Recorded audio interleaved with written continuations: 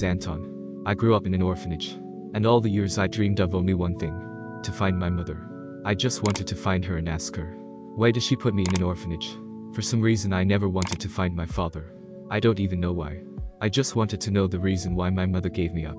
I'm a normal guy, I don't have any illnesses. But when I was 1 year old, I went to a baby home, then I was moved to an orphanage. This story was told to me by a nurse who had worked at the orphanage for many years. She told me that as a child I was not a very pretty child, although I was healthy. That's why none of the foster parents liked me. When I grew up, I became an ordinary boy, even handsome.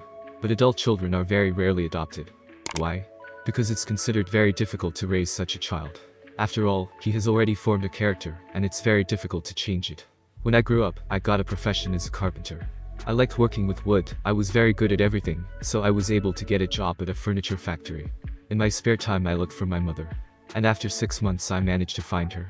I didn't dare to go and see her for a month. Then I got up the courage to go and see her.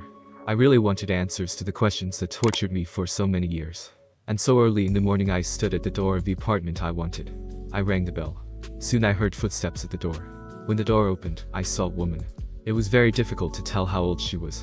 The woman mistook me for a maintenance worker and invited me into the kitchen to fix a faucet. While I went to the kitchen, I looked around the apartment. The apartment was very clean, but all the furniture was very old. The wallpaper was also pasted up a long time ago. I repaired the faucet.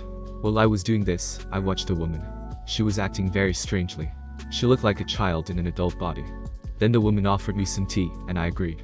I really wanted to talk to her and find out what had happened to her. The woman told me that she was born a normal, healthy child, but as a child she was hit by a car and became disabled. She was raised by her mother alone. Then her mother left and she was left alone. Living alone was very bad. So she got pregnant by a neighbor. Soon she gave birth to a boy. But the child was taken away from her by the child welfare authorities. That's why she lives alone. I couldn't tell her that I was her own son.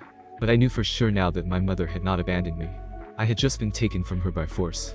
I would not abandon my mother. I would help her in any way I could.